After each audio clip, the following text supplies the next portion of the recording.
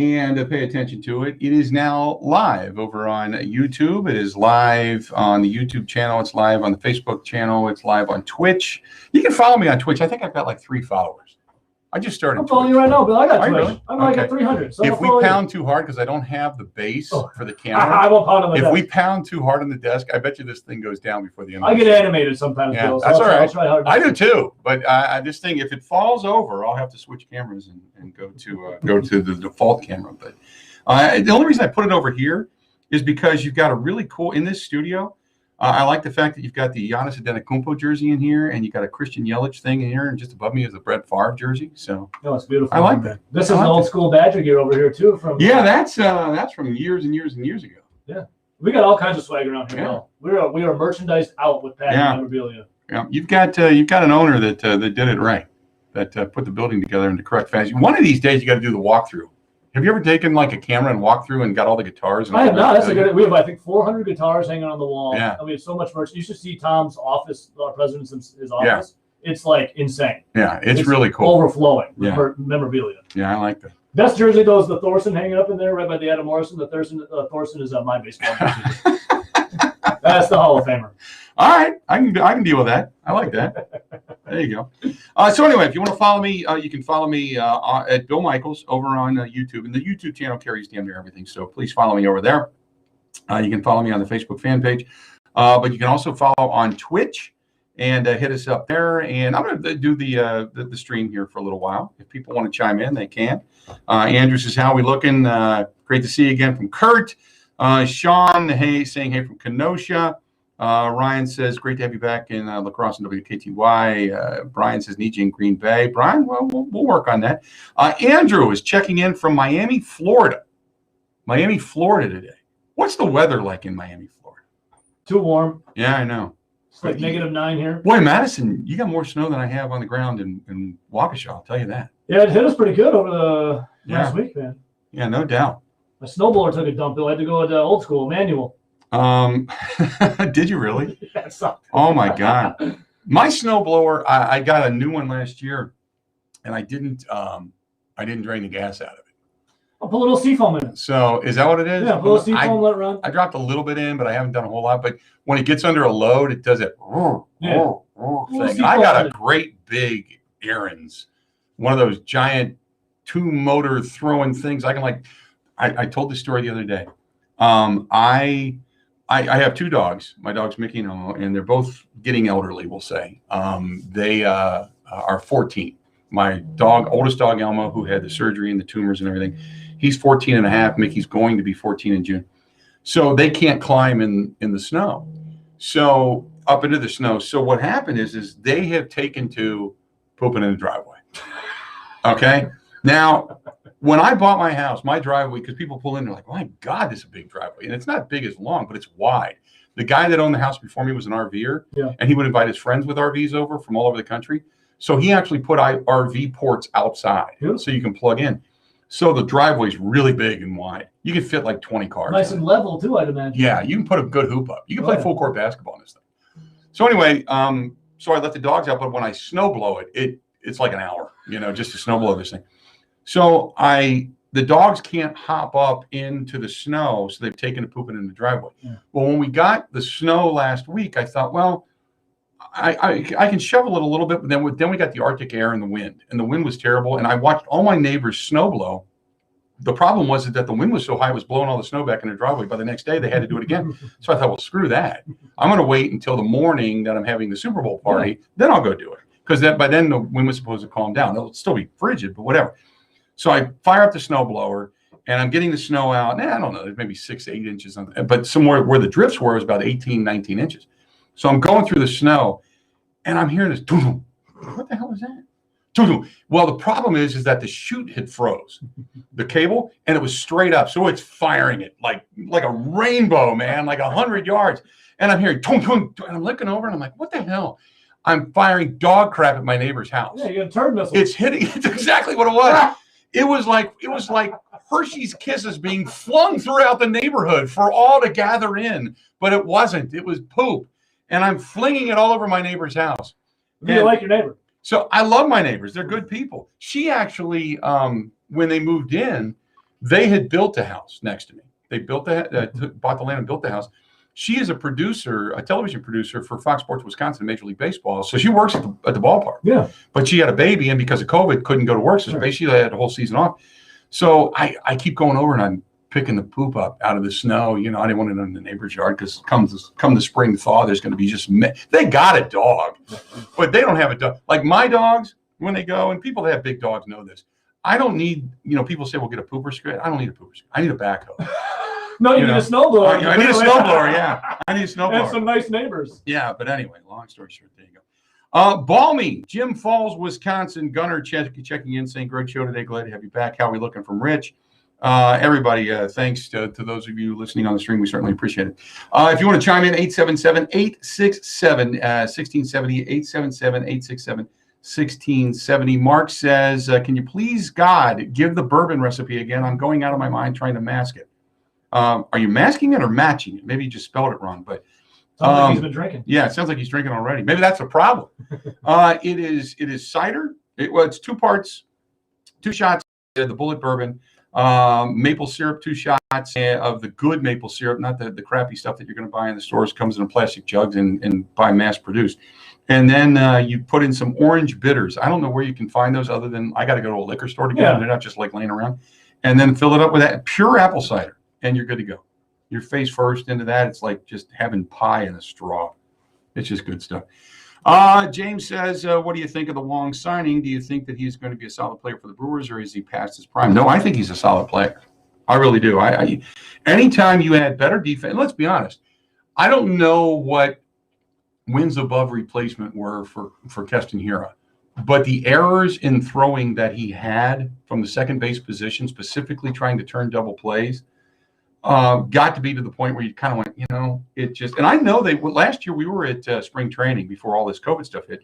And I know they worked with him. I mean, they worked with him a lot last year on his fielding and on his throwing. You want his WAR? What was his WAR? His WAR in 2020 was minus 0.4. Yeah, that's not good. Wong, 1.3. Yeah, that's a drastic difference. Yeah, minus 1 point or minus 0.4, not good. And it was his arm. I mean, he had balls that he would kick around every now and then, he'd boot off of his glove or maybe just wouldn't make the plan. But then again, he also had some good speed, so he could get to some things that most second basemen didn't get to. So maybe he was going to take a chancing blow or something like that. But Wong is such a better defender at second base than Keston Hiura was. And now you just have to have him be able to scoop the ball.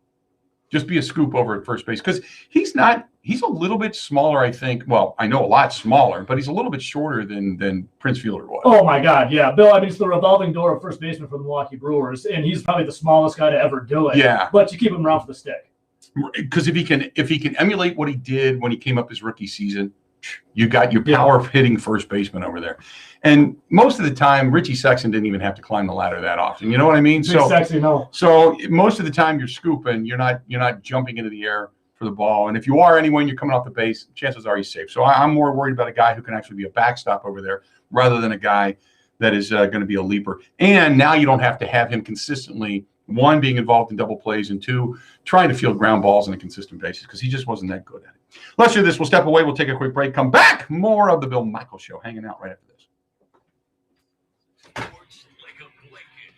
Yeah, Hiura. Bill Michaels Show on the Wisconsin Sports Zone Radio Network. Hey, how old are your dogs, Bill? I mean, they're getting up there. 14. Damn. So They're both 14? 14. Elmo is 14 and a couple of months. He turned 14 in October, and then Mickey going to be 14 in June. Damn. So yeah, those are cool dogs, man. What was the surgery? A bunch of Elmo had cancer really bad. Did he? And he had a huge tumor on the outside. It was on the outside of his bone. And they ended up taking it, and it had broke through the skin. It kept growing, and finally just broke through the skin. It was gross as hell. And the problem with it is the skin around it was dying. Oh, really? So you had a decaying stink in the house. Yeah. It was terrible. God. I know people are still listening because they can hear the can. The worst thing I didn't have a way to plug it into the border. Worst thing about being a pet owner was going through that, the sadness. Yeah. I can't. Well, what sucked was the vet called me, and I called him and said, look, we got to do something because he's in a cone. He'll never come out of this cone. He's got to, And so the vet said, well, being an older dog, and he'd already had a major surgery because I had to bring him out to the vet clinic at UW Madison to have his cancer removed last time. Yeah. They don't usually survive 2 major surgeries. He's like, I don't know if he's going to survive it, but he's far enough removed from it that maybe he will. So then the second thing was, well, we may not even be able to get it all. We don't even know what we're getting into. So they called and said, okay, we're going to schedule him for 2 weeks. So you get 2 weeks of a 50-50 to say goodbye to your dog just in case. Yeah. Well, they called me the next day and said, we have an opening tomorrow. Bring him in. Yeah. So I went from 2 weeks to about 10 hours. Man. And they called me. I took him in, said goodbye just in case. Yeah. My ex-wife came over. She said goodbye, you know. God. And so everybody comes over. Everybody's crying. You know, he goes in. And it's COVID. They won't let you back there. That's you know. Yeah. So you got to literally let him out of the car and go, okay, buddy, see you later, you know, and hope that you do. And they called me about an hour and a half later and said, it's amazing. It was easy. It's done. I said, really? And it was like, they said it was like rib meat. It's just, they cut it open and took the tumor with their hand and pulled it. It fell right off the bone. Good. Oh, awesome. Holy mackerel. That'd have been a terrible hour and a half waiting for the call, though. It was, I was on the air. Yeah. Oh, it's and terrible. And they called my ex and I told her, I said, whatever you do, if they call you with bad news, just don't let me know. Don't tell me, you know. Don't tell me. Well, nothing's worse when you're on air because it's like you got a commitment and you can't. Right. It's hard to step away. Right. So I said, don't tell me while I'm on the air. Just say you haven't heard anything yet, or he said he's doing well, or whatever, and then let me know later. But she texted me and said, no, he's out of surgery. He's great, and I'm not lying to you. I said, okay, cool. That's great. So, that's good. We still got here. We got 1, 2, 2.5. 5 days straight. There are people like Jim all across Madison. Let's see here. So are we. I'm telling you, man, just a little Corbel brandy, 2 parts brandy, 1 part sweet vermouth, splash of bitters, and you're in business with the Manhattan. I love Manhattans. I used to drink them all the time. A little nod to my grandparents. You get messed up quick.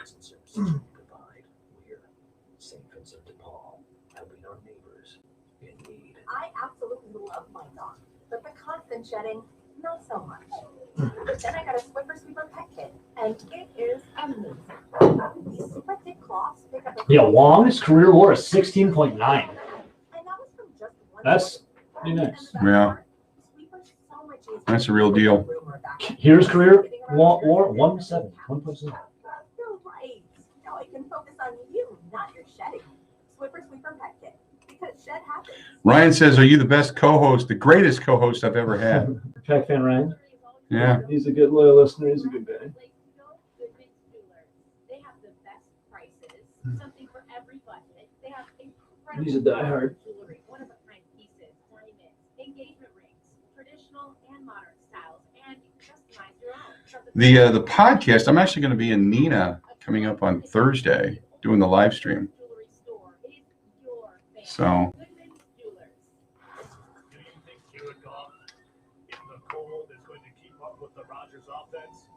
All right, 45-second warning. As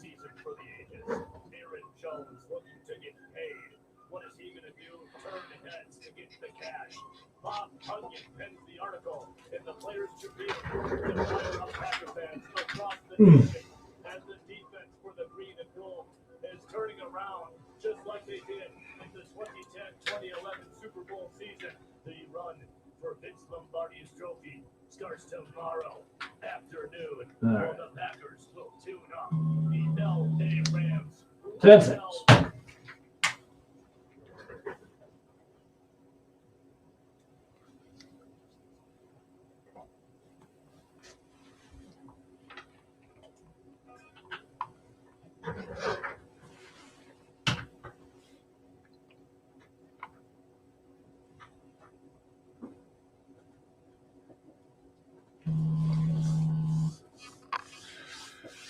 Welcome back to the program, the Bill Michaels Show, and we are live today in Madison at the flagship station of the Bill Michaels Network.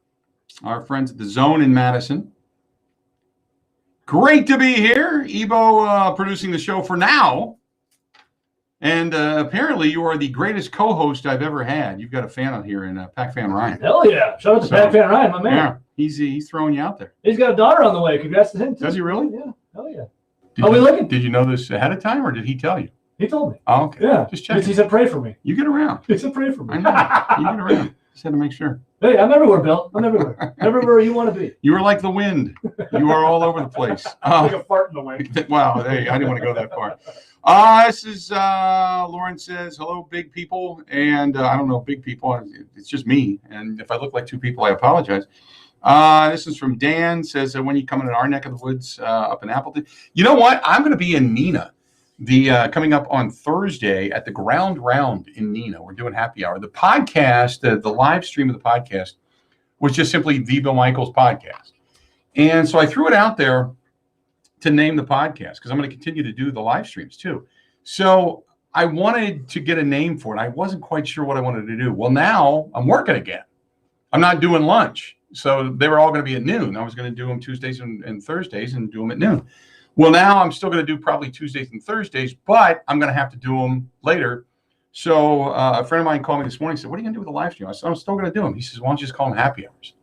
Just do the happy hour. Beautiful. So we're going to do 5 o'clock. I'll be and as long as I can get to these places within an amount of time, but we're going to do 5 o'clock from the Ground Round in Neenah coming up on Thursday. Well, Bill, even if you don't get to it by 5 o'clock, I mean, it's happy hour. It's 5 o'clock somewhere. It's not, yeah. So it doesn't really matter. It's not like you can't start drinking anyway. So I'm looking for mine. yeah, right. So go ahead. Tonight. But we're going to do the podcast coming up 5 o'clock, or the live stream 5 o'clock. If you haven't followed me, you can do so over on YouTube. YouTube is a great way to go. Go to YouTube and find Bill Michaels over there. You can find the Bill Michaels Show over on Facebook. And the only thing with the Facebook side of things is that we use music, and the music is copyrighted, so sometimes they shut us down. But if you only put it up for less than 30 seconds, usually they're okay. Yeah, they don't go after you. Mark Zuckerberg, just let us be, dude. Yeah, let us right? be. Homie. This was supposed to be a place for college, people to talk about themselves. Yeah. It's turned into the worldwide deal. And now it's just a bunch of people sharing weird memes. I know, right? Yeah, Well, thank God. Did you do much politics? No, dude, no. Thank God the can't politics stand is that. over. The people yelling, they just yell into the abyss. People hate each other over it. I'm a lover, Bill. I'm not a fighter. There's certain things I feel politically, but I try to keep them out of Facebook Same. and kept them off Same. of the show. I have people You from know? many different walks of life, of different political opinions, and I can still be friends with them. I am a fan of common sense and what is good for everybody. I want to start the Common Sense Party. Yeah. You want to be my running mate? I would do that in a heartbeat. I would do that in a heartbeat. My problem is I got too many skeletons in the closet, Well, I mean, then you're salt of the earth. But That's a good thing. after Trump, I don't think anybody cares anymore. No, not at all. You know? Yeah, I think we're good. So I think we're vetted. I I mean, think we're saints compared to it. Trump blew the lid off of that. Yeah. He didn't care. No. So I'm kind of in that ilk of I don't care anymore. Well, So, just vet him and out him now. It'll be good. yeah, there you go. It's the confession hour with Bill Michaels. We'll keep moving on that one. Who knows? Every now and then you do. Did you ever do those Ask Anything segments? Those have always been good. I'm honest. I'm an honest individual. Yeah. I'm open. Yeah. Those are never too You can bad. ask me anything, Bill. I'll tell you. Yeah. Tom says common sense, a lost art. Rochester, Minnesota, Jim chiming in. Also, Scott chiming in says, what are your thoughts on the Pro Football Hall of Fame selections with Megatron getting in? Why not Sterling Sharp? First of all, Megatron was a man among boys when it came to receiving. And the fact that he walked away on his own terms was just amazing. He just finally just said enough. And much like Barry Sanders, they love Detroit. They love the Lions. They love the family. But I've said there's some organizations in football that you look at and say, I just never want to be like them. Yeah. And I'm not talking about winning. I'm just talking about the organization. So the Ford family is one of them. God love them for being able to keep the Ford name on so many things and the cars that they make. And I get all of that, but it has been a freaking train wreck when it comes to their football program. Also, Cincinnati, I mean, they changed their uniforms, they changed their helmets, they changed coaches, but they're terrible. They're just terrible, So I can't stand them. What else is there? What am I missing? Like the Jags, maybe, but they were in, At least they went to a Super Bowl. They went to that, and they had some AFC title games. And Cincinnati went to a Super Bowl, but they're never going to win one. They went with Paul Brown, not Mike Brown. Mike Brown's a moron. Yeah, I mean, it was the Browns too, right, for a while, but now the Browns are looking like they're a lot better. Browns are getting better, yeah. But I mean, Megatron should be in the Hall of Fame just for being in Detroit for that long and being that successful. That alone is like a tip of the cap, man. Yeah. By the way, Chris says my cousin played with Megatron. Now, Chris, do you mean football, or are you talking about like they grew up as kids together and they were doing Army men and stuff in the backyard, or racing cars together, or whatever? Yeah. So that's what I want to know. You can't just drop that. You know, people say like, "Hey, this is big because," and then they'll give you a little bit, and then that's it. I feel like it's that guy maybe that Megatron caught like 7 touchdown passes over in one game. He's like, yeah, I played. Yeah, my cousin played with that guy. Did you ever hear the best cousins? Remember Maude Carroll? Yeah, Played for the Packers. Yeah, the best story ever. I was going to Atlanta. Excuse me. I'm going to Atlanta when the Packers were playing Atlanta in the NFC Championship game, or not the NFC Championship game, the divisional game. And I get down there early, and they just had that ice and snowstorm, and they don't deal with that down there in Atlanta at all. I mean, it's like bread and milk, stay home, end of the world. Shuts down the city, right? So they had 2 inches of ice that they got, and Peachtree Street, which I know there's like 40 of them down there, was maybe 6 inches of sand. It was like walking on a beach. Really? It was unbelievable. Because I was supposed to go to Flowery Branch to cover the team. The problem was I couldn't get there, and here's the reason why. I get off the plane, and I got a pullover that the Packers had given me years and years and years ago. So I got a pullover, and it's got the Packers G on it. It's black, and it's a cutter buck. It's really kind of nice, and I still have it. But I'm wearing this. I get off the plane. I got my bag. I got the equipment, the whole thing. And I walked to it was, I want to say it was Avis. It doesn't matter. I get to the thing, and the guy behind the counter says, "Oh, you're with the Packers? Or do you like the Packers?" I said, "Well, I kind of work with them. You know, I work for the flagship station, blah, blah." He's like, "Oh, my cousin played for them." I said, "Who was your cousin?" Maude Carroll. Really? Yeah. And I didn't want to start laughing. You know, I didn't feel it was appropriate. He was a nice guy, you know. Yeah. He said, "Well, I was the football player of the family, but I blew out my knee in high school. And Maude ended up kind of following in my footsteps." And I wanted to say right then and there, "What is he now working at the Avis counter too?" You know, because he was terrible. So, and he's like, "Here, I'll do you a favor. Here, take these. I'll upgrade you." I said, "Okay, great." So I get downstairs. I'm looking for you know how they give you like C24. You got to go look for the space. Yeah. Gives me a brand new Camaro RS, dude, souped up. I mean, it's loaded. I get out on the highway and I realized it's rear-wheel drive. Oh, no, it's nice. I mean, I have got the death grip, and that was the only time in my life I ever drove a car hoping I was wearing a diaper because it was just, oh my God. And I'm thinking, you have to be the same idiot in that family like a Maude Carroll to give me this car. I just couldn't believe it. Come on, man. Couldn't believe. Come on, dog. I'll never forget when he said that to Ed Hockley. Ed Hockley threw a penalty. Remember, he had like three pass interference calls in one game. Ed Hockley. Well, he wanted to show off his guns a little more. Yeah. I think is what it was. Ed Hockley calls the penalty on him. I like how Maude Carroll's cousin is like, "Yeah, I was the football player, but I blew my knee out." If there's always the guy that's got a story, but he blew his knee out, or my hip, or my foot. I thought to myself, he could have been selling shoes and been the Al Bundy of the family. Oh my God, I'm sure he's got his Letterman jacket in the back. Let's do this. We'll step away, take a quick break. Thanks for everybody chiming in over on the stream and on the feeds. I'm getting all of this. Hey to William, listening in Tucson, Arizona. Brian, appreciate it. Also, Rich, who's listening on KTY in La Crosse. So thanks, everybody, for chiming in. We got more of the Bill Michael Show next. This is the Bill Michael Show on the Wisconsin Sports Zone Radio Network. The rear-wheel drive is. Oh my God!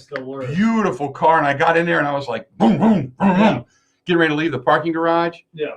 And all of a sudden, I hit the snow, and it just does one of these real quick. And I'm like, "You fucking idiot!" Yeah. And he gave me a real. I was trying to be nice, legitimately. He was being nice, but I'm like, "Oh my God!" My neighbor's got a Mustang. I had to get him unstuck 2 times last week. Really? I'm like, dude, you need to just get a winter car or something. He's just like this.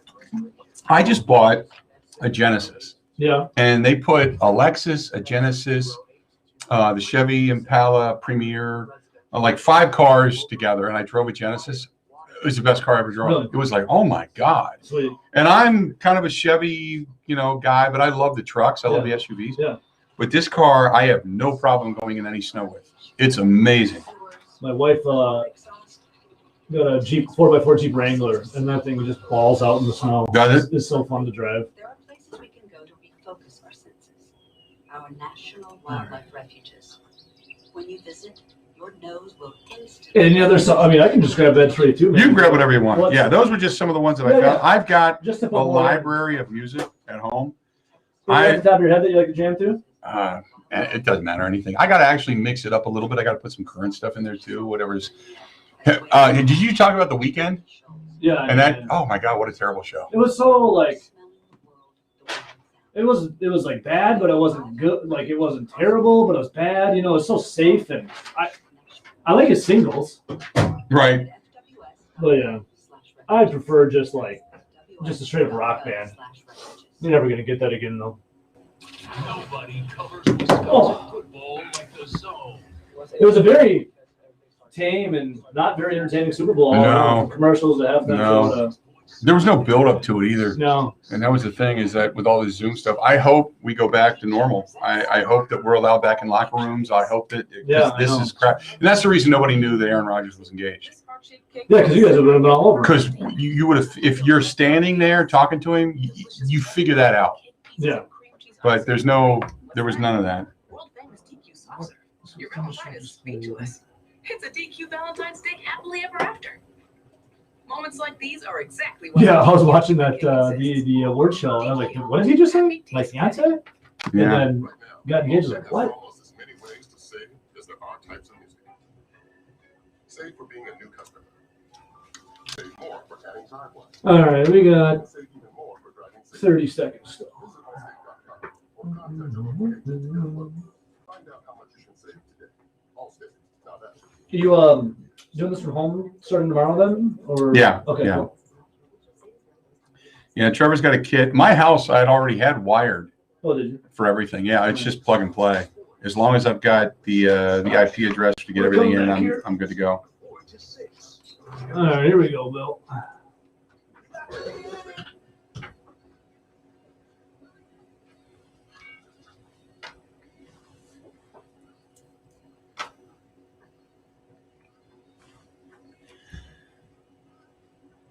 Welcome back. Hopefully you're having a fantastic day, no matter where it is you are throughout the listening audience. And apparently we are large, because we have everybody from Tucson, Arizona chiming in. We've got Florida chiming in. My buddy Troy, who I worked with in country radio, is watching right now on the YouTube feed. Country radio. Bill. I did country radio years ago. Is that how you got your start at? No, I got my start at a little station in Rushville, Indiana, which Polka. is in no, it was no. I did Polkaville. I did the morning farm reports. I did, remember Paul Harvey? Oh yeah. You know, Paul Harvey. Oh yeah. So I did the Paul Harvey show. Then you would do the police reports Sure. for the week and all that stuff. Isn't it funny how you start and where you end up, where finding yeah. your bread's buttered at? Oh man. And when you go through that, I lived in the general manager's basement. Yeah. You know, very little money. But I turned that into a gig, and I don't want to bore people, but I went to the Indianapolis 500 that year on it with my credentials for the station. Rushville, Indiana is famous for Tony Stewart. Sure. They called him the Rushville Rocket. He grew up racing in that area. So, yeah, I ended up going to the Indy 500, and there was a group of people from France. They were from a company called Force One, which is France's version of ESPN. And they pointed at somebody. And I thought they were pointing at me. So when I started talking to them, you know, I talked to the interpreter, and they were talking and then would talk to me. And I got the job doing turn 4 as a commentator for Force One for the Americanized side of things, you know. So it turns out I was the wrong guy. They were pointing at somebody behind me, but I just happened to walk over because the other guy didn't walk over. But because I had no knowledge of. I mean, I love the Indy 500, but I loved it from the drunken perspective, Of course. of being in the infield and hanging out with people and all that stuff. And but I got chosen, and my first brush with greatness was Emerson Fittipaldi, Really? an Italian. I'm Italian, so an Italian. And I'm standing. Hugh Hefner brought the Playmates, and the Playmates are standing around Emerson Fittipaldi's car. And I'm standing trying to get over to just see things. You know, you're seeing the Playmates are on the bunny outfits. Well, yeah, be trying to see things too, Bill. Right. Come on. But I'm just in awe. And they're like, you know, and then France's people came over, the Force One people came over, and they're like, go ahead and take a picture, you know. So, and Jacques Villeneuve was the reason they were there. So you're meeting Jacques Villeneuve and everything. And I remember they said, because people were sitting on the corner of the car and standing, and they're like, go ahead, because you could actually straddle almost the tub of the car. They're so small. And they said to me, if you You can't want do that with the Playmate though, right? no, Can't can't straddle the Playmate, but you can The straddle car. Okay. And in American, Emerson Fittipaldi, as I'm leaning against the wing, and my foot is by the front of this car, and they are allowing you to touch the car, and I can't believe it, you know. He says to me, my first comment from any celebrity ever is, "Don't have your big fat ass breaking my car." I kid you not. I kid you not. That was and I never forgot that. I was so happy. And you couldn't even tweet it. There was no Twitter. There was no Facebook or anything, and it was like, that was my first brush with greatness. And don't have your big fat ass and break on my car. That was it. So anyway, there I have it. That's funny, man. In hindsight, maybe we should have been straddling the plane. It wouldn't have been a bad way to go, but there you go. Well, you out there want to say, "Get your fat ass off my playmate." Yeah, don't you straddle don't you break on my playmate. Don't you puncture one of those. There you go. William says, thanks for the shout out. Also, LB, I don't know if he's from Rushville or just from Indiana, but he says, I knew there was a Hoosier connection there.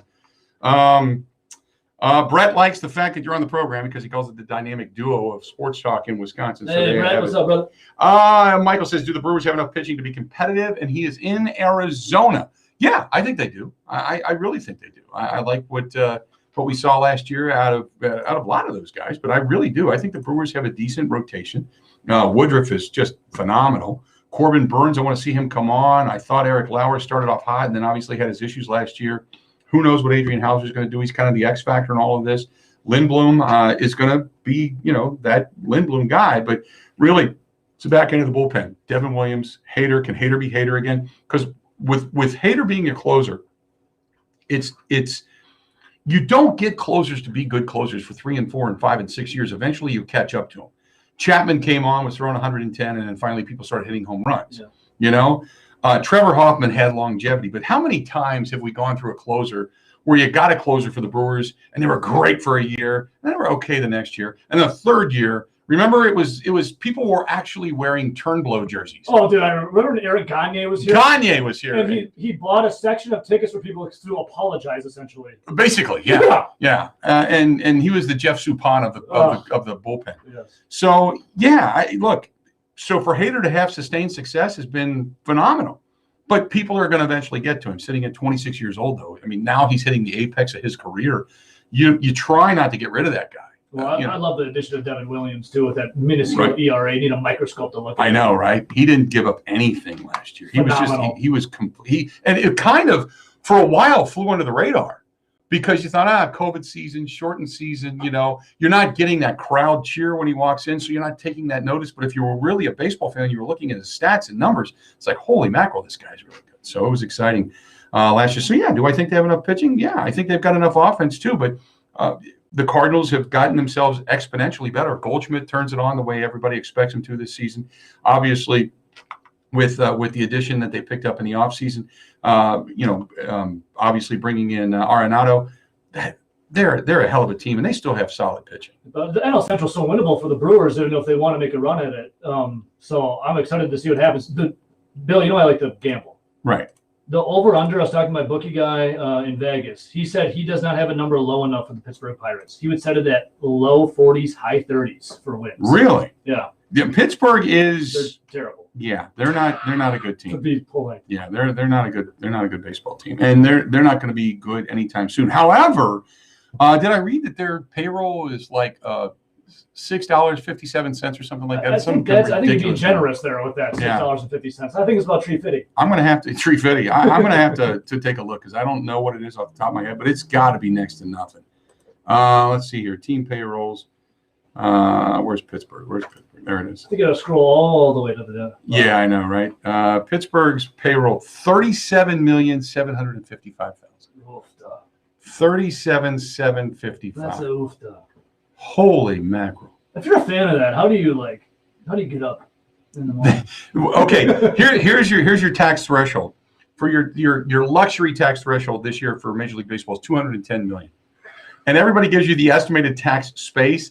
They have the estimated tax space of $153,370,000. My God. Their highest paid player is Polanco, making $11 million this year, and that's it. Nobody else is making double digits when it comes to money. Adam Frazier's getting 4.3. Wow. Yeah. The have and the have-nots. My God. Pittsburgh, and that's a shame because they have a beautiful facility, great stadium, the whole thing, but just.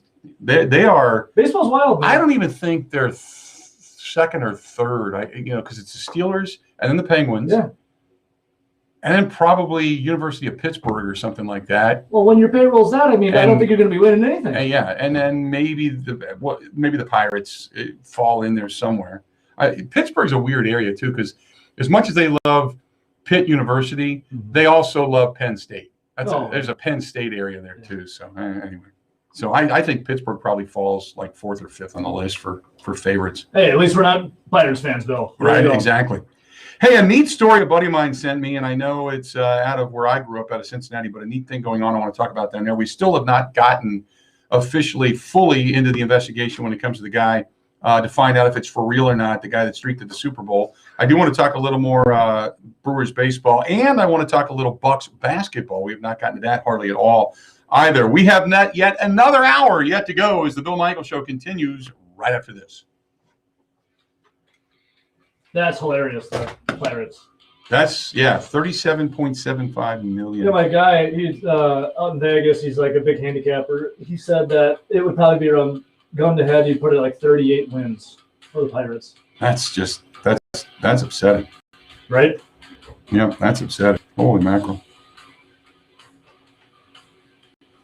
Yeah, if I'm a Pirates fan, that's more than disappointing. Hunter says, don't forget, Trevor Bauer's salary for this season coming up is higher than the Pirates' entire payroll. Yeah.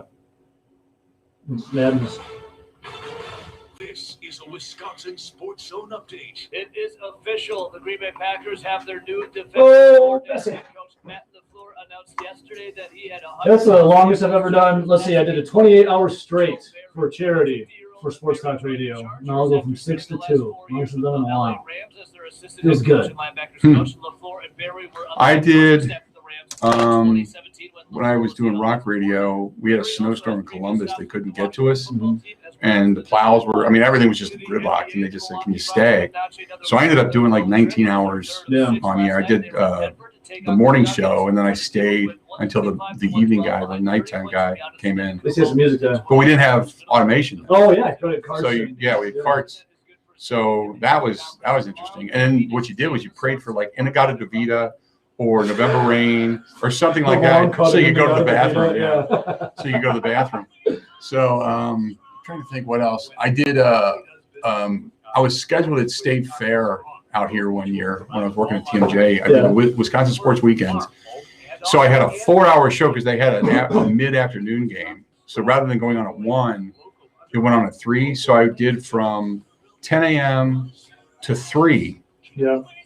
And then they had a rain out. So I did from 10 a.m. to 7 p.m. Oh, Jesus. And I ran out of crap to talk about. Yeah, of course. So I took a microphone, a wireless mic, and I went out into the crowd and started talking. I was doing like Cal trivia and stuff. That's awesome. Yeah, because eventually you can't talk anymore. The best was I had all pulled up all this trivia, and I took a sheet out with me. I wrote it down, and I said, the largest cow ever weighed what? And the guy turned to his wife and says, what do you weigh, honey? Oh, my God. And that was it. That was it. All right, we're back at 5.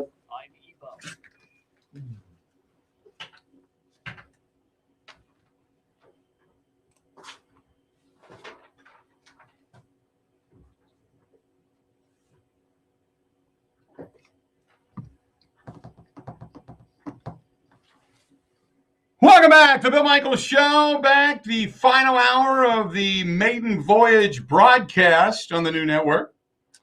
John says, watching us over on the, by the way, we are live in many different facets here, other than, which is better than being dead. But if you want to watch what is going on, you can see it over on the Facebook, because there's many different platforms. Facebook, YouTube, please subscribe to the YouTube channel. You just go to YouTube and search Bill Michaels, and you can subscribe to the YouTube channel and see that there. You can also find me on Twitch, of which I have, I think, 5 followers now on Twitch. Hey, 6 now. I just followed you, Bill. Did you? I'm up to 5. Well, I'm up to 6. I'm feeling pretty good today. But I just started the Twitch account. Then there's Facebook, and then there's Periscope is still part of Twitter, so you can follow me on Twitter as well. But one of the things he said, you do realize that you are still live on Facebook even during the commercial breaks. Oh, did I say something naughty? No, I think I dropped an F-bomb. Oh, hey, this is the extra content you get on Facebook. That's the kind of things behind the scene you don't normally get on any other broadcast. So there you go. Now, Bill, growing up, cutting your teeth in the radio wasn't always never have a naughty word around a mic. Right. We broke that bad. Yeah, I know But we're bad boys around here. I actually, have you said a swear word on the air? Yeah, I think my boss is listening, but yeah. Yeah, I did it by accident. I take that back. When I started the network the last time, I got all riled up and I dropped an F-bomb. And people were diving for the. I may have done that too, Bill. So you're not alone. Switch. But I was live out at State Fair when I worked for the Packers flagship at the time. I was live at State Fair, and we were actually talking about Ron Dane, talking Badger football. And remember when Booker was coming in and everybody was high on him? Yeah. He was the next Ron Dane. And I was taking questions from the crowd because we actually had mics in the crowd. Yeah. So I was taking questions, and the guy said, he's going to be the next Ron Dane. This is great. Mark my words. And I said to this guy, I said, look, I don't know what he is going to be. I just know that I've seen a lot of people, they do these signing days, and these guys put the hats on, and they're on ESPN, and you're like, that probably is going to be the last time ever I see you as some kind of a big deal, because you're going to waste away to nobody, and chances are it doesn't work out. So they were real high on him, and my head said to me, wait till he gets to the Big Ten, starts to run the football, and one of these big linebackers, wait till he takes a shot from one of these big linebackers. My mouth wanted to say, wait till he comes in and takes a hit from one of these linebackers. Well, it combined shot and hit, and it says, wait till he gets to the Big Ten and takes a big blank, right? And I'm in front of a live audience, and they know I'm on the air. And the mouths just went open. Now, it was little kids. It was grandmas and grandpas. It's the fair, for God's sake. And I acted like I never said a word. Well, that's how I you just kept right on moving, right? That's how you do it. Meanwhile, in my ear, the producer's going, did you just say that on the air? No. I just kept on going. Yeah. And then Jeff Wagner, God love him, he comes in, and Jeff Wagner did the midday show. He comes walking in. I'm like, Jeff Wagner walking into the booth. How you doing? He's like, so what's up, potty mouth? And he just went right back to it, And I'm like, okay. Well. So, Bill, you've introduced bands at the concerts before, as have I. Yes. Have you ever done the cardinal sin of calling the band the wrong name? Has you introduced? Never done that. Oof, I did it at Taste of Madison. Not good. Really? Very embarrassing. That's awesome. Yeah, it was. I drank a couple beers backstage to get over it, but it was. Well, at least you knew you were in Madison. Yeah, it was good to go. Backstage beer's the best beer. My best story was my first big gig ever. First big gig ever when it came to introducing a band. I had gone to Columbus. I got hired for a company, and it was Magic 99.7. And it was a classic rock station. And I was going to be the evening guy. And I showed up on Friday with all my stuff. I got my apartment. Everything's in my car. I mean, I've got the hatchback of my Mustang. It's just up, and I've got stuff tied down to it and everything. And I start to listen to the station, and they say, hey, something about the mix and this and that, or MYX, and ends up hitting it, and it ticks. That's all it was for the whole weekend. And it says detonation in 70 hours. And like, oh my God, they changed formats. I just lost my job before I even got started. So the program director calls me, and the next day I stopped over to his house, and there's these two guys there that look like they came off of a bong bender. I mean, like a bong bender. Oh, they must have, whatever 5-mask skull bong they had, they crushed every mask in this thing. They're as high gets. Do you have these guys' numbers? And he's like, we're going rock, and you're part of the new rock trio. It's Wampus, Wolfman, or Wampus, Wolfboy, and Wildman. And I'm like, well, which one am I? Please God, I don't want to be Wampus. And the big fat guy in the corner wearing a cowboy hat was Wampus, and Wolfboy was this little skinny blonde-haired guy, and then there was me, so I was the Wildman. So the first concert we get to introduce, Metallica's coming to town, and that's when they were doing the End Around tour. Yeah. Enter Sandman just became huge. It's enormous. Oh, this is the peak. This is the peak. We're going to the Nutter Center down in Dayton. They're going to take us over, and Wampus and Wolfboy are going to introduce the Don't smoke inside, hey, coming up in 10 minutes, Metallica. And then you're going to introduce Metallica. So, okay, great. That's the In the Round tour. Okay. The stage is round and people get to sit in the middle of the stage. Okay. There is no backstage. You just, and these guys, they went through these tunnels that they had built, and they come up out of the floor. So they say, okay, it's time to go. lights go out, Bill, up. So my directions were follow up on stage, and you got the guy following you with the flashlight so you can see. Yeah. Run up on stage, hardest working band in rock and roll. Remember, no open flames, okay? And enjoy the show, and then Metallica, right? So I run up on stage, lights go out, place is deafening. People are going crazy. I introduced myself. Nobody cares two craps about me. Of course. I said, are you ready? Now it's deafening. I said, remember, they got a couple of rules. No smoking, and just pot is overwhelming. I'm already high. Just as a concert should be. And then I said, no open flames, and everybody fires up their lighter, And then I said, the hardest working band in rock and roll, which was their thing. And then you hear, and you can't hear. Uh-huh. And I said, are you ready? And then Metallica, and then the drum starts, and the pyrotechnics go off, and they're coming up out of the stage around me. I had no idea. So they're coming out. So my whole thing was supposed to run off the opposite side of the stage left. I just started looking at the flames, and I'm like, I am so cool. And I turned to run backstage, and there wasn't one. And I fell right off the stage. And on my way down, across my chest, I got hit with a bike rack. And I flipped over, ass over elbows. I'm laying on the floor, and we'll call her rather large woman. Healthy. Very healthy. Healthy. Corn-fed woman. Wisconsin bred, baby. No, she was Dayton, Ohio fed. Even better. She ate right at Air Force Base. Yes. She was wearing thigh-high white patent boots with metal heels and a leopard mini. I'll never forget leopard, because I was looking up.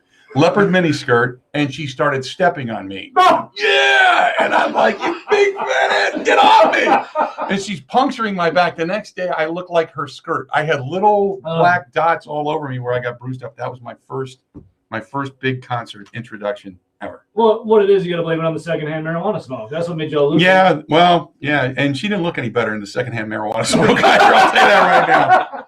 I'll tell you that right now. She could have got you some snacks, it sounds like. So yeah, good stuff there. Yeah, there's no munchies on that. I'll tell you that right now. No munchies at all. So and she was wearing a leopard skirt. Had she been wearing like a bear fur skirt or something, I could said maybe there was a zoo. So somewhere. Is that where Sandman comes in when you for your outro? That's the reason I've always used Sandman. It's not to mention it's Metallica. I mean, I know like some greatest rock band around. Yeah, exactly. That's just fantastic. I've always used Rush Limelight because if you ever listen to the words, you get it.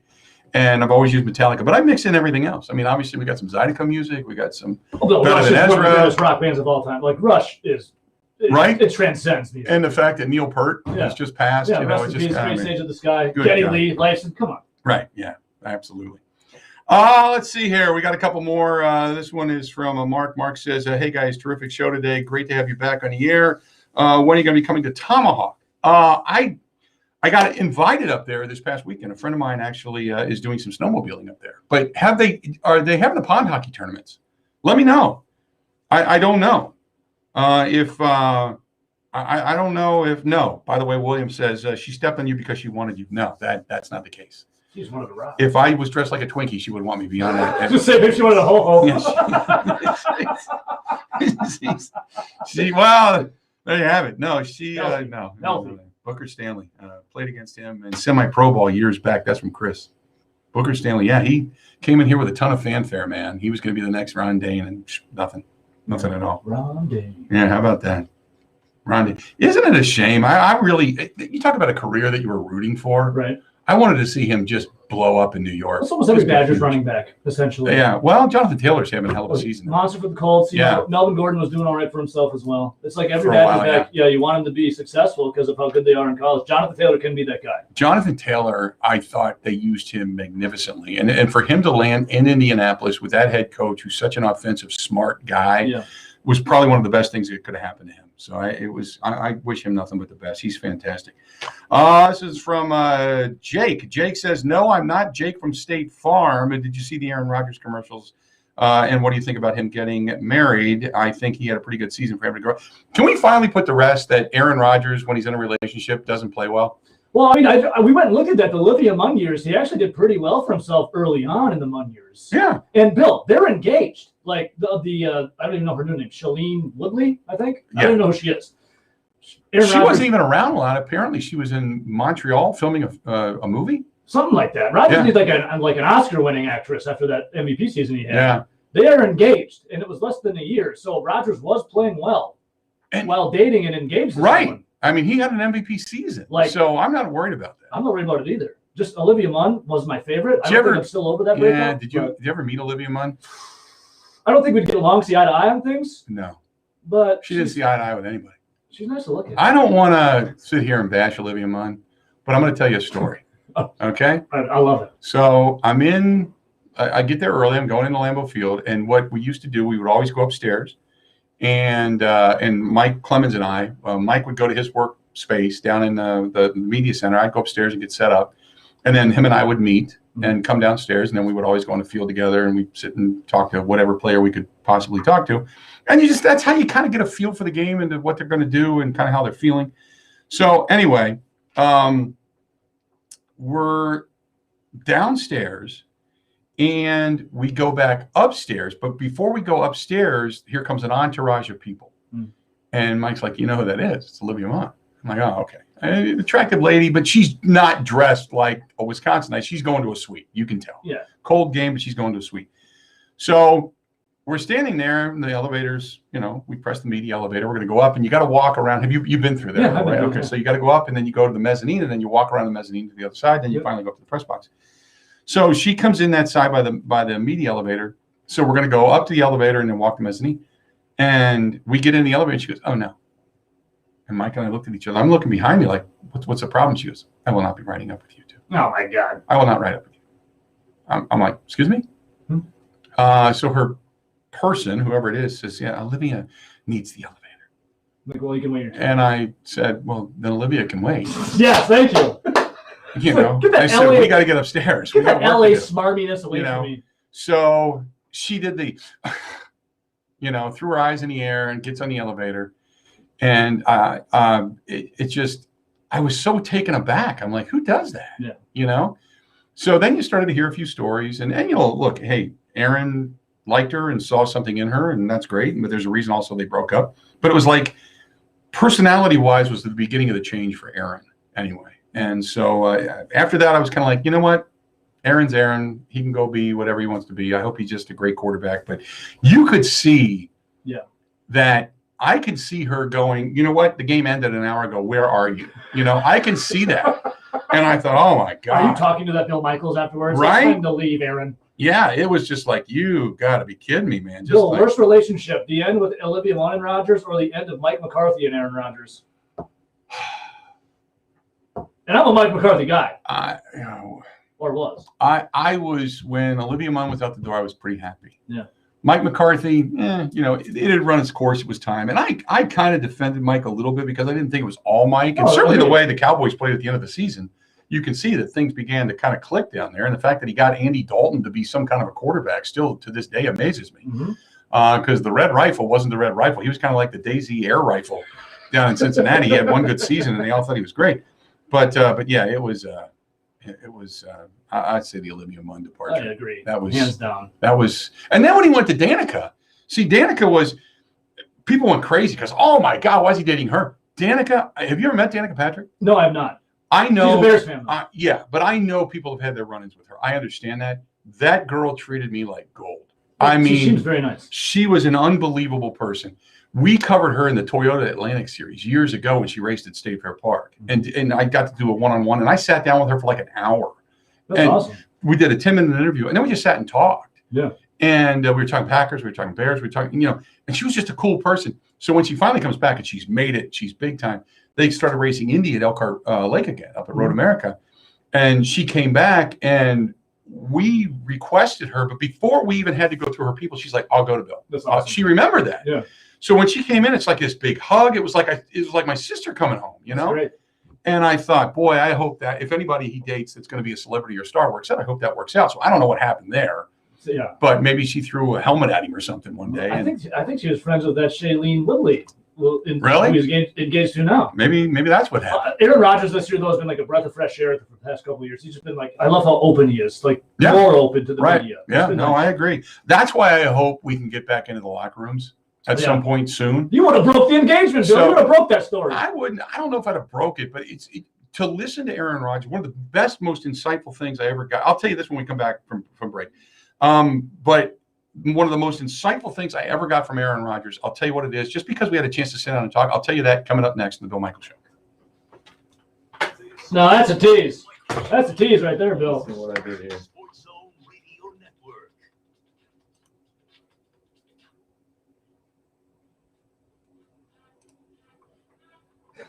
What's this?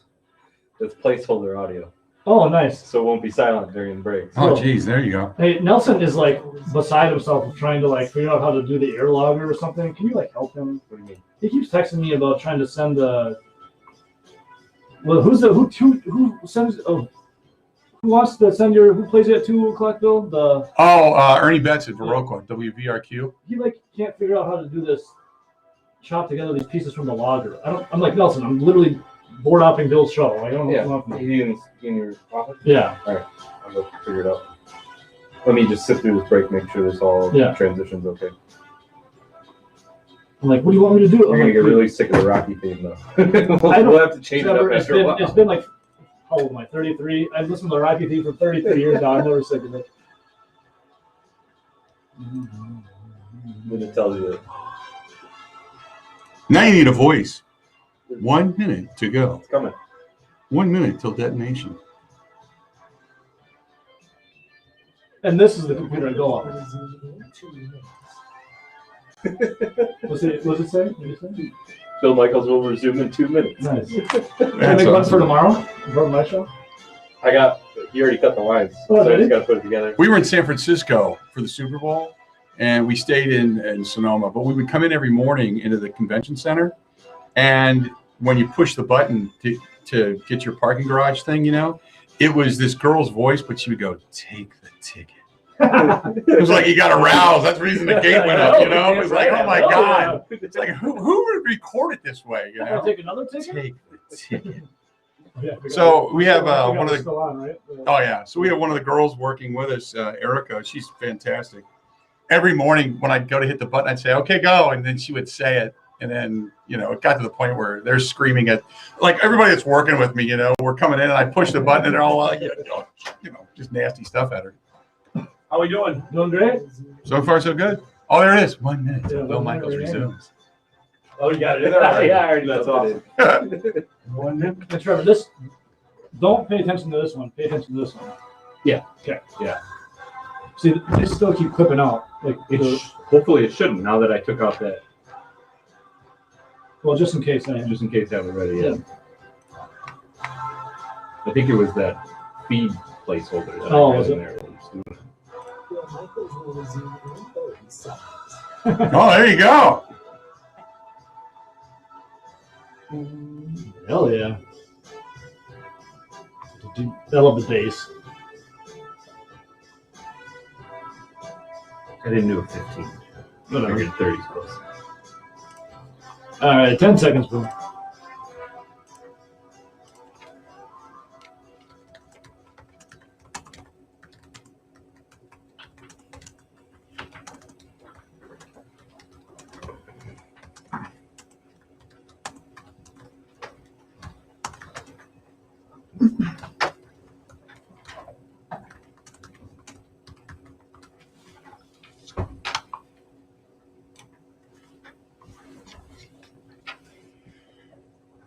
Welcome back. We are glad to have you. Thanks so much.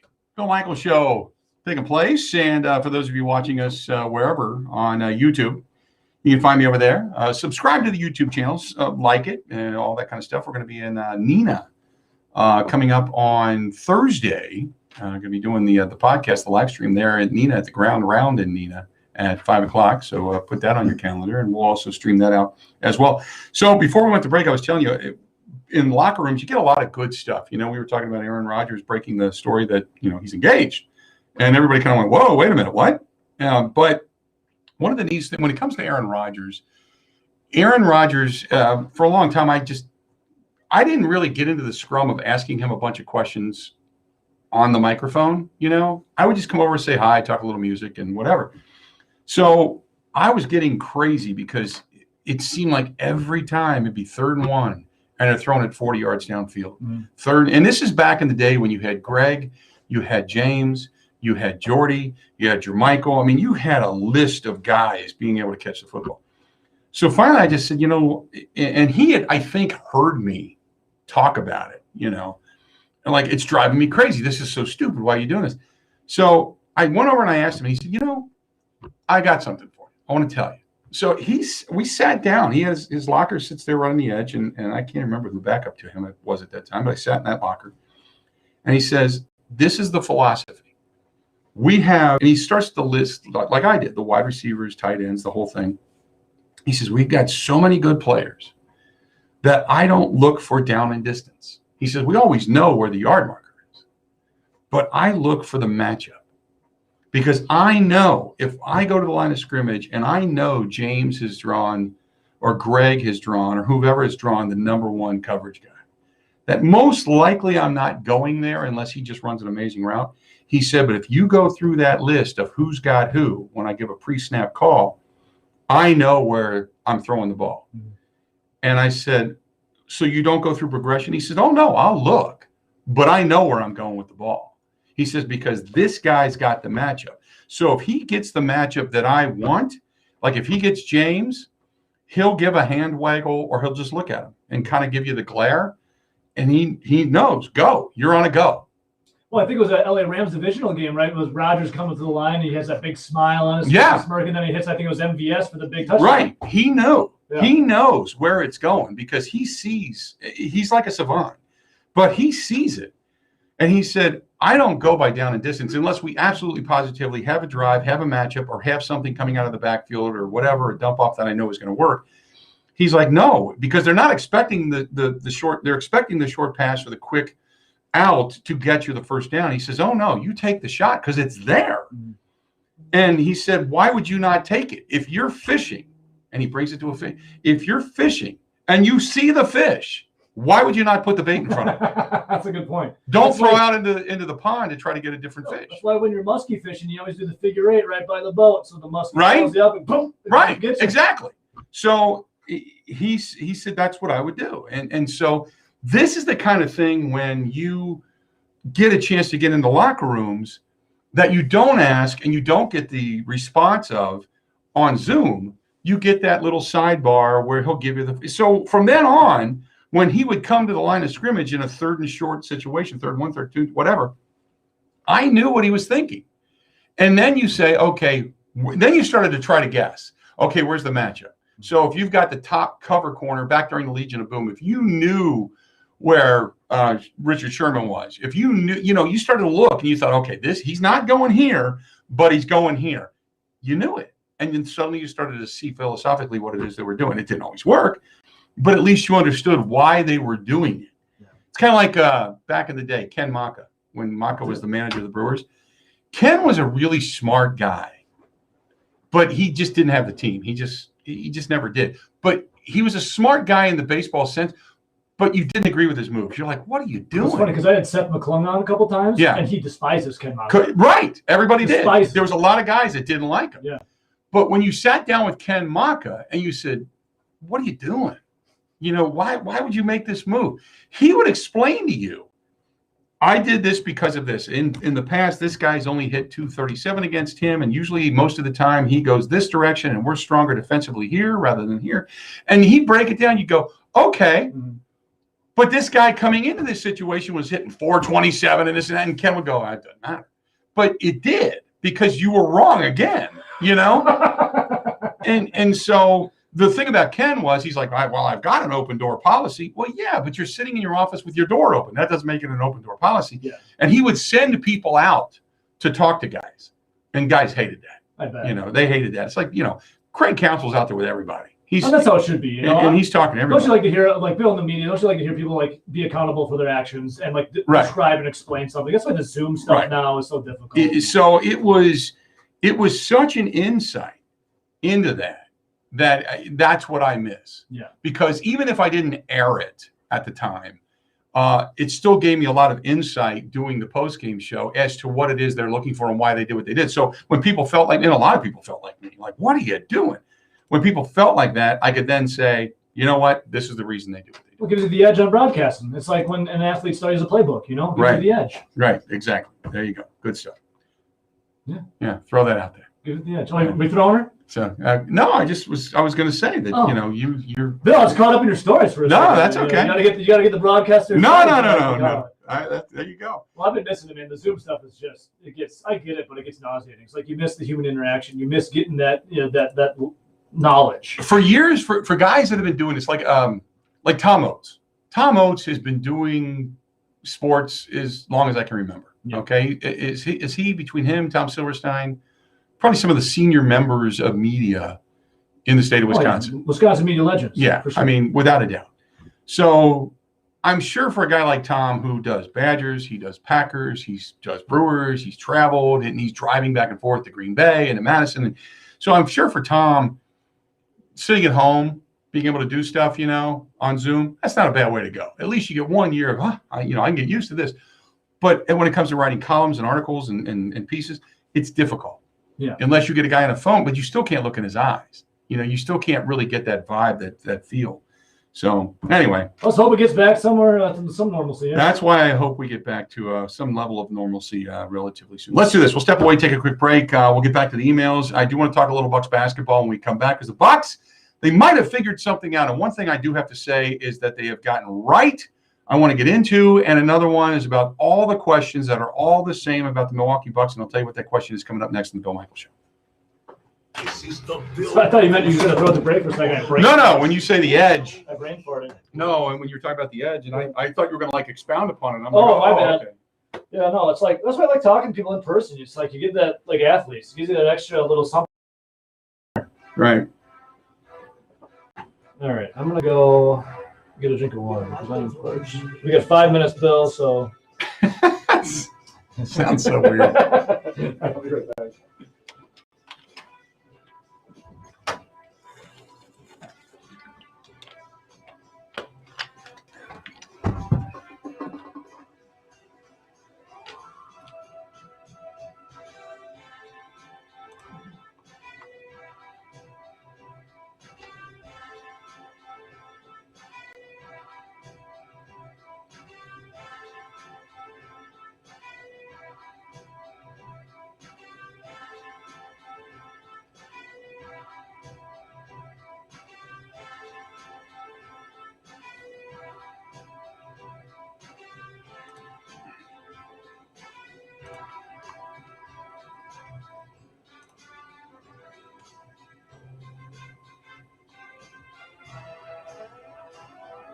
Bill Michaels will resume in 4 minutes.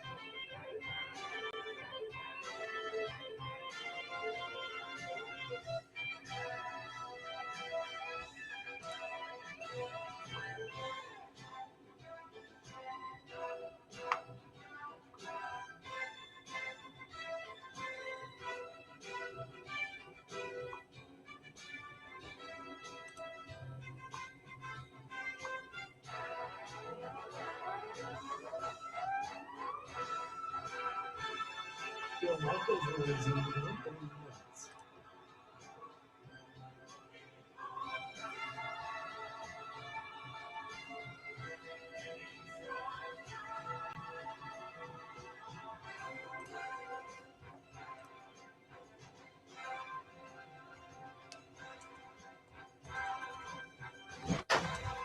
I mean, real sick of Rocky pretty soon, actually. Yeah, I know, right?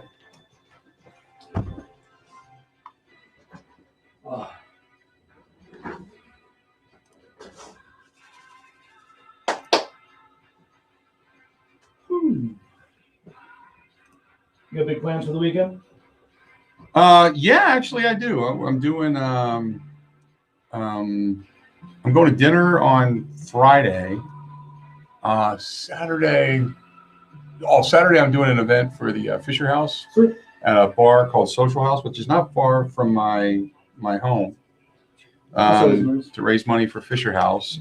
Saturday night is a friend's surprise birthday party, and then Hopefully they're not watching. Sunday is and then Sunday is the charcuterie love brunch that for the Valentine's Day weekend. Oh yes, which is Valentine's coming Day. up, On Sunday, Valentine's Day man. weekend. I keep forgetting that. I gotta get on that for the missus.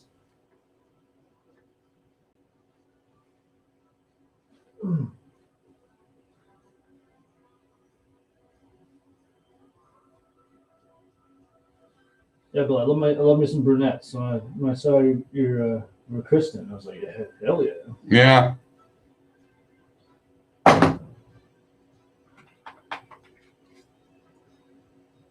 Marty Green, do you know that name? Yeah.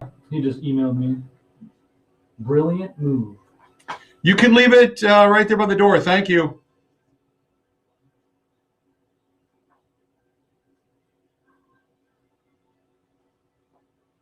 There we go. I love that. What? Ring doorbell. I got security cameras all over my house, and people go on my property now. It's amazing. Stuff. I should probably do that.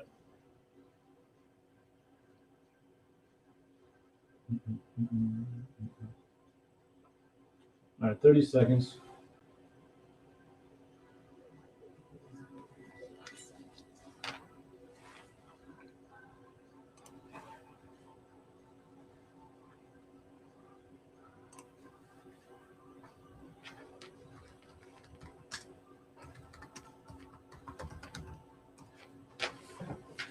All right, 10 seconds.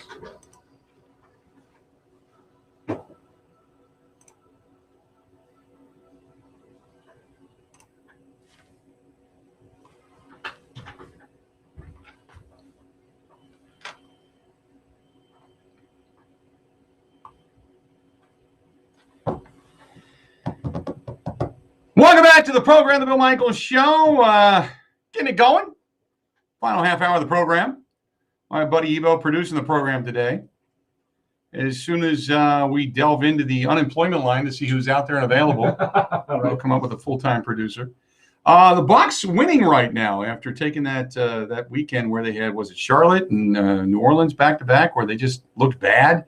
In doing so, I sat and watched during a snowstorm those basketball games, and since then the Bucs have played some winning basketball and looking pretty good. Now they're on the West Coast swing, but you've got the Bucs playing well. I watched, and now Drew Holiday didn't play against Denver, but my thoughts on Drew Holiday are this: he is as billed. He is an upgrade from Eric Bledsoe. He's a more consistent scorer, but when you watch his skill set, he can defend. He can use both hands. I've never seen a player, well, maybe a couple, but he is so unbelievably ambidextrous. And there's times he'll even use the left hand when you don't think he's going to use the left hand. He's smooth. He's very smooth. He gives you the lockdown defense. But one thing I'm anticipating is the postseason. Because if you look at his numbers in the regular season versus the postseason, his numbers and percentages go up exponentially. I'm looking forward to the postseason. Well, for Eric Bledsoe, he had the exact opposite. Right. The regular season, postseason, exactly. Nowhere to be found. So, and Drew Holiday's giving you, and originally you thought, well, you just swapped out one guy for the other guy. You're swapping out, you're trying to make anything, throwing it against the wall and seeing if it sticks. I still think Chris Middleton's a little bit underrated, but for the aspirations, the hope, and the expectations, I think those expectations are overhyped.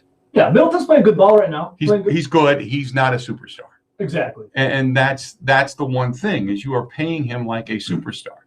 And as much as I like Middleton, I think last year, and I don't remember who said it, said that it's not that you need a Robin to Giannis's Batman.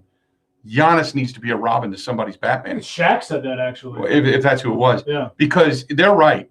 Giannis is an inside presence. He's got the Euro step. He is tough to defend.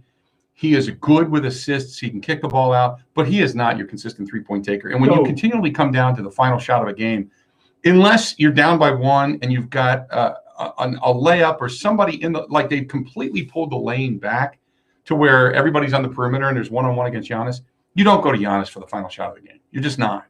So you need that guy. Holiday is that guy.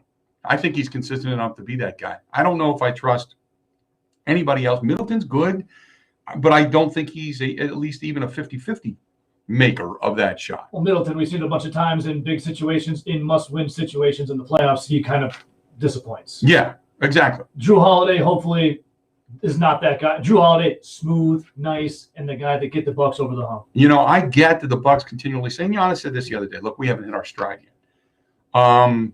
During that win streak, the 20-point win over the Pacers on Wednesday, Giannis dropping 24, 11 boards, 5 assists, and Saturday's win over Cleveland. You go through that, tying Denver's Jokic for the most NBA and the most in the NBA when you talk about some of the numbers he's putting up when they started to get into the comparisons. Look, Giannis is playing extremely good basketball, but that's what I expected out of Giannis. Yeah. But the one thing I've noticed about Giannis is he's not stepping outside of it. Last year, he was trying to be Mr. 3. He was trying to prove to everybody he's got this outside game. I think this year he's going, you know what? I can shoot it if I have to, but I don't want to. Not all the time, not consistently. It was nice to see the Bucks get that win in Denver, too. Right. That's what I'm saying. I mean, because it's so rare. They don't ever win in Denver. No. And Denver's become better. That's a good litmus test for this team. So maybe they're starting to hit their stride. Now, the question then becomes, well, what happens if they falter in the postseason? Who is on the hot seat? Because people want change. I've always said, if you're going to make change, that's great, but you better have somebody else in mind that you really feel is strong. I think Budenholzer is. I think his seat's a little bit warm. I'll be honest with you. It's just like the Atlanta Hawks. I mean, Budenholzer, a great regular season. Then in the playoffs, you kind of falter. But what we haven't seen consistently is, again, a lot of adjustments when it comes to down the stretch, plays out of timeouts, things like that. That seems to be when we get enamored with the regular season. We love our Packers in the regular season. We love our Bucks in the regular season. You look at the regular season for the Badgers, you go, and then you get that one loss, and you're like, okay, well, we'll still get to the Big Ten championship game, and then here comes that wrecking ball that is Ohio State. We're happy with the regular season. I'm done with the regular season. Yeah. And it's not that I'm going to say, wake me up when the postseason gets here, but I'm kind of feeling that way. I'm watching it because I want to watch it, and I enjoy the game. I enjoy the sport. I enjoy watching good play, and we're seeing that. Well, I think Chris Middleton said it before the Lakers matchup in late January. He's like, we don't care about the regular season. Right. It's all about the postseason. Because the question was, you're not leading the league in wins, and you're second in the East, and we don't care about the regular season. Yeah, he's right. I completely agree. We shouldn't. We got enamored with that for a while because we were on the rise. We're a team that was bruised, beaten, and battered, and we are not. And I still think that they're probably the best team in the East. Yeah, I still do. Yeah, even though Philadelphia's playing well, they got the record and all that kind of stuff. The Bucks are figuring themselves out. Right, they're figuring it out. I knew it was going to take a little time, especially when you lose the bench that you had, because they had such a camaraderie on that bench. So I figured it would take a little bit of time. However, your son Ilyasova said something extremely wise last year when we were doing the Bucks game or the Bucks shows. We had him on. It was and I love that guy, by the way. He was fantastic. When Steve Novak and we were interviewing him, and he said, well, because we were talking about how their margin of victory, they were setting records, and he said he had called Andrew Bogut and called a couple of guys, talked to a couple of guys when they had won the championship on Golden State. He said, what does it take? And they, to each his own, they all said basically the same thing. Look, your starting five are going to get you to the postseason. But if you're going to win a championship, you got to have a bench. Yeah. Your starters are going to get you there. Your bench is going to win it for you because your bench has to play significant roles when your starters are not in for you to either get a lead or have a lead and keep it or expand a lead for you to be able to win a championship. I don't know if the Bucks have that kind of a bench this year. Well, they got a short bench. Yeah, I don't think they have a deep enough bench. Well, last year it was Mike Budenholzer not using Giannis and his starters enough in the postseason and relying too much on the bench. Like, why is Giannis's minutes? But your son, who is one of your better three-point shooters in the postseason, if you look at his numbers, never even could find the court. Yeah, and now you get the short bench. Now you get forced to use these guys more. So we'll see what happens, man. I hope that DiVincenzo really finds that groove. Same. Because I think he's got all that ability. I just, and the way he did it in college, and he's taken big shots in his day. Yes. Hitting that big bucket for Villanova. I want to see him develop. I just don't know if he will. Well, Bill, to your point about the regular season, growing up a Bucks fan, it was always, the Herb Cole era. get an Oh. 8 seed and you sell a couple, merchandise at Kohl's. Right. And then that's a successful season. Yeah. And then we got enamored with Giannis getting here and, winning 60, winning a lot of games and being number one in the East and then bouncing in the playoffs. Right. It's no longer about the regular season as a Bucks fan. We've been there, done that now. Now it's get a championship. Right. Yeah. It's time to at least get to the finals. Yes. I want to be sitting there either last week of June, first week of July, watching the Bucks play basketball, and see what happens. But I'm crossing my fingers they actually get to that point. Got a couple of people that are chiming in. This one's from Ricky. Says, I just want to say that I'm looking at the stream now. Show Ebo. I can't turn the camera around. Oh, I guess I can. I'll come over There you go. There you go. There's Ebo. How we looking? There's Ebo. Bill, I haven't got a haircut since last January. So I was going to say, when you first walked in today, I'm like, look at the flowing locks, baby. Yeah, look at that. There you go. There's Ebo. If you're following us on the stream on YouTube and over on the Facebook fan page, you can track us down over there. You want to see Ebo. I didn't break it, did I? No, not that I know of. Well, maybe women are now throwing their panties at the computer screens or something. I have no idea. Then again, a couple of big ones, they're knocking over sets and stuff like that. This one is from Thomas. Thomas writes, he says, hey, guys, love the program. I have not been a Bucks fan since last season. I'm not going to say that it's all the political stuff I don't want to get into. But he says the fact that it's rinse and repeat for the Milwaukee Bucks, what are your thoughts? Again, I look at the Bucks and just say, I understand that. And I'm the same boat. I'm not going to be like, I'm all in that they're going to win the championship. Get to the finals. That's where I'm at as a Bucks fan. But it doesn't take away from my enjoyment of watching. And I agree with you, Chris, by the way. Portis has been a nice addition as well. But it doesn't take away from my enjoyment of watching the season. Some people are like, I'm done with it. I'm washing my hands of it until you get to the finals. Don't wake me up. I just love the sport of basketball. I do. Just watching the sport of basketball is nice. Also, Chris says, by the way, I don't see a coach right now out there that you can replace him with. You know who I'm really surprised is that Darvin Ham does not have a head coaching gig somewhere. Right? I mean, there's a lot of them in every sport. You're like, how is this guy not a head coach? Right? Darvin Ham, he's got to be a head coach at some point in time. He's just too good and too viable.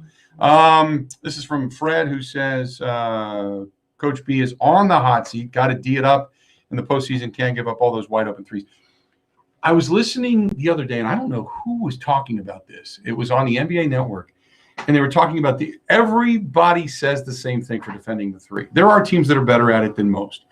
But the one thing that I don't understand is, why do you pack the paint when you're two big men that are good rim protectors, in Giannis being one of them? Why are you packing the paint with everybody, four guys inside the arc and not defending the three? I would say go ahead. When you got Lopez, who can play defense inside as well as anybody, when you've got him and Giannis, you don't need to pack the paint. I would put guys on the outside perimeter, at least 3 steps out, just to be able to get a hand in somebody's face. Because the wide open, I agree with you, the wide open threes are what drive people. Did you see what Kevin Garnett said? He said about, I don't think guys from 20 years ago could play in today's game. He says, try sprinting, doing suicides, essentially up and down and just shooting threes and then running again. Right. Because that's all the game is evolved to.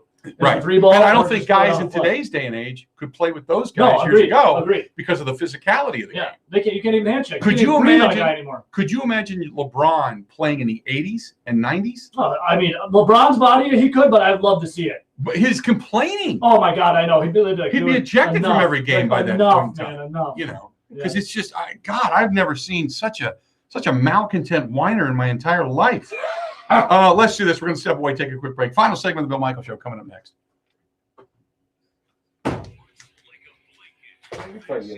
Whiner around here. There's a lot of them. Here, I'll come over here so they can actually see me. There's Evo. There we go. There you go.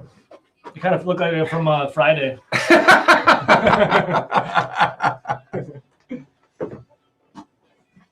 You know, one thing about it is when I lean down, my nose looks like a penis. Like a Squidward nose. Yeah, why do you got that thing hanging on your face? I haven't got a haircut since January 20th last year. My girl Shaniqua cuts my hair. Oh, that's a joy. And she talks to you, Beal. Now, I'll tell you what, Beal. Oh, she gives me advice, life advice while I'm in the chair. You got to stop marrying women, Beal. I tell you what, right now, you got to leave that alone. You got to stop that stuff right now. That's funny. Man, last segment coming up, man. How are we feeling? This one flew by. Yeah. Did you help Nelly out? Yeah. What's the Chrome sucks for the air checker. You gotta use Firefox. Oh, that's what I told him that. Yeah. Well, he doesn't listen to you. Why would you He's listen still pissed at you from Friday or whatever. Yeah. It's like, shut up, Nelly. Do your job. Bill's coming. There's shit to do. Right? Yeah, I told Bill we'll probably be getting, we'll be getting some Iraqi thing. Yeah, definitely. Yeah, I'll figure out a way to automate your show, record it here, and then save it to the FTP. Okay. So that yeah, that's how they did it. That's how they delivered it to Viroqua. Yeah. So was there others or just that? I think at one point there was one other, but I can't remember who. Okay. But everybody, they uploaded it to everybody, so everybody had it if they wanted a podcast. So it just got uploaded, and they went and grabbed it. I think we started out like that at first. It went up to the. What's your take on how many of your affiliates are coming back on? Yeah. Half dozen? This is live audio. Got it. So. Don't know yet. How many fingers you got? Yeah. More. Okay. Just want to know what to yeah. For here. You know what I'll do? Oh. Got it. Yeah. Spoke with everybody. So, as a matter of fact, I got calls from people that weren't even there. Sweet. At first. You know what we need, Travis? The full-time producer board out. Yeah. Yeah, that's the must. That's being taken care of. All right, 30 seconds. So Tom Walker's coming in. What up? 10 seconds. Good job, man. Thanks. Welcome. How you doing? We'll catch you in about 15 minutes. Yeah, we're meeting. Yeah. Yeah. So Patrick had to board up in Eau Claire. All right. Awesome.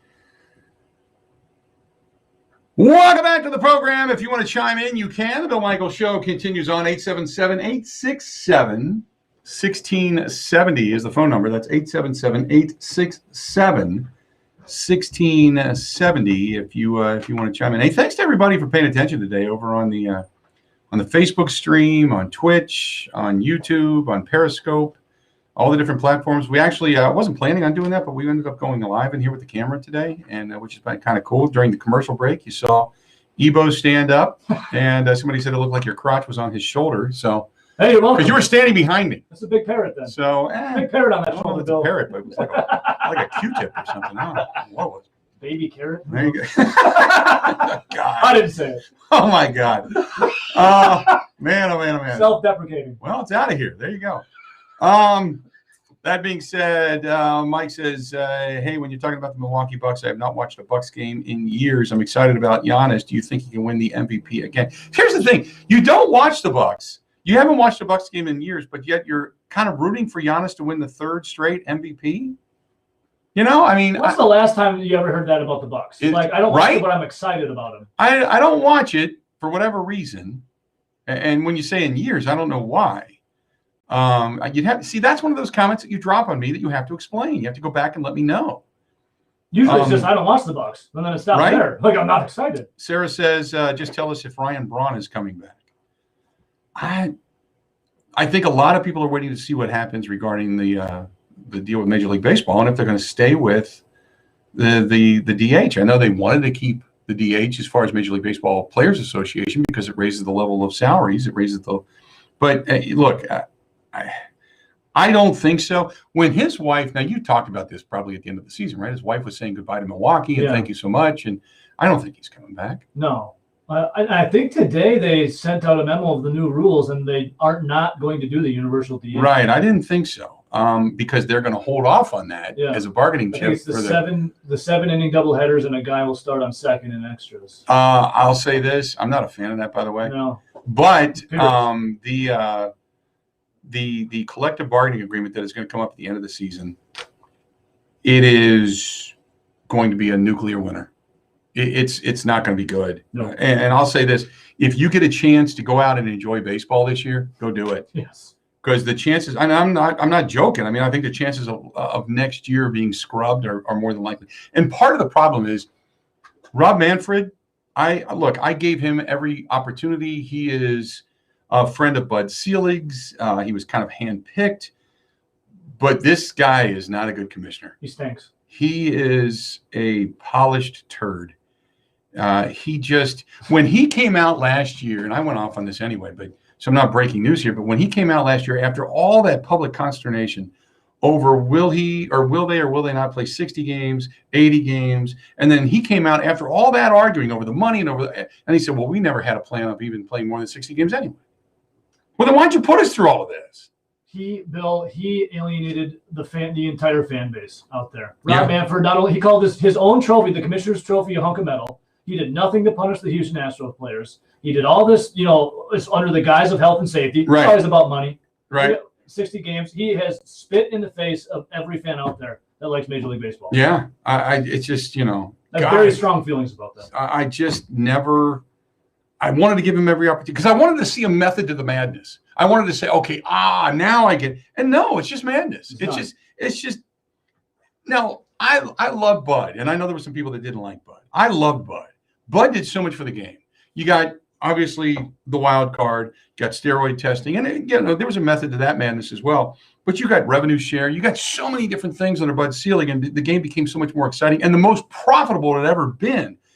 And granted, Manfred took over in a time in which there was a beginning of a downturn. Then you get COVID, so it's tough times. But the guy just he is a suck ass to the owner's businessman, rather than being the commissioner of what was supposed to be the most beloved game in our nation's history. He's a puppet for the owners. And he stinks. He's just not good. And that's as polite as I could be. He stinks. Speaking of baseball, I don't know if anybody saw this, but a really, really, really good guy, Pedro Gomez, passed away. Do you know Pedro at all? Pedro is such a great guy, and I wanted to make sure I mentioned it in the program today. But I had years ago, I had a chance to sit down with Pedro Gomez and just talk baseball. We were sitting at the press box at Miller Park. Just a cool guy to talk to. And I've sat and talked with Peter Gamons and listened to some of their, because these guys like hold court. Yeah. They get in there and they start talking, before you know it, everybody's kind of sitting around them. And Gamons has always treated me well, but he's kind of a jag, kind of an old crusty, But Pedro Gomez was just such an incredibly nice guy, and to die suddenly like that, such a sad, sad day when it came to Major League Baseball. Yeah, real bummer, man. So anyway, I wanted to make sure we got that in as well. Nick says, do you see baseball ever being normal again? When's the next time you're going to see full stadiums? No. I'm hoping at the end of the season. Same. They're saying, quote, the quote unquote herd immunity could be done and taken place and what have you by the end of March, April, May, into that area, and then suddenly we start getting back to a sense of normalcy. But I'll tell you this, I don't know how some of these the Cubs are talking about cutting more. Yeah. Like the Pirates we were talking about earlier today. $37 million is what the Pirates are spending on their payroll. The Cubs are talking about not necessarily poor-mouthing it, but I understand Major League Baseball teams are worth so much money, but they're worth that, and they get that if they sell them. That doesn't mean they have $1.5 billion sitting in the bank. It's not mean it's liquid. So you got to take that a little bit into consideration, but I want to see fans in the Well, I think you said it best, Bill. If you have an opportunity year to go, do it, because you might not get an opportunity to do it. We may not see baseball until 2023. Yeah, and obviously, like healthy, responsible adults, go do it. Right, go do it. Yeah, no doubt about it. I want to be able to go sit in a ballpark and have the beer and have the smells and a brat or two or five. And those heavenly roasted nuts that they have that fills the ballpark. You walk in and just between your mouth drooling and your pants fitting tighter. I'm going to go throw 50 miles per hour on the speed pitch mill. Exactly. I want to be able to go and push a racing sausage around, that type of thing. So anyway, I'm looking forward to all of that. How much time we got? You got about 1:30. I was going to say, because we're on a new clock here, and I'm not quite sure what time. I just hear music, and I start to say that's about the extent of it. So a couple other things. This one's from Appleton Joe. See you at the Ground Round coming up on Thursday. I'll be back tomorrow, Joe, so you can always say hi then. And this one's from Kenny. Kenny says, do you think any other moves are going to be made by the Milwaukee Brewers?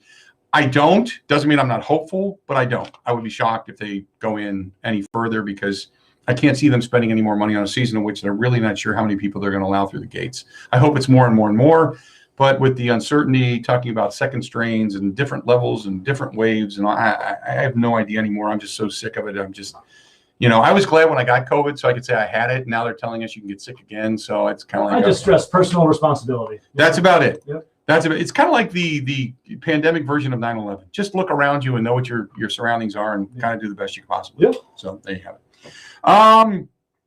Mike says, started my own business 8 years ago. I had a handful of people tell me almost the exact same thing about successes, and then you grow it, do what you do. You guys are great. Appreciate the show. Glad you're back. And there you have it. We can end on that note, Mike. So thanks so much for hitting me up over on Twitter. You can follow the show on Twitter at Bill_Michaels, at Bill_Michaels. You can follow me on the YouTube channel. You can subscribe to it, and I appreciate it if you do. You can follow me over on the Facebook fan page. Just look for the blue check mark. Look for Bill Michaels, The Bill Michaels Show. So many ways. Thanks to everybody that chimed in on the stream. So for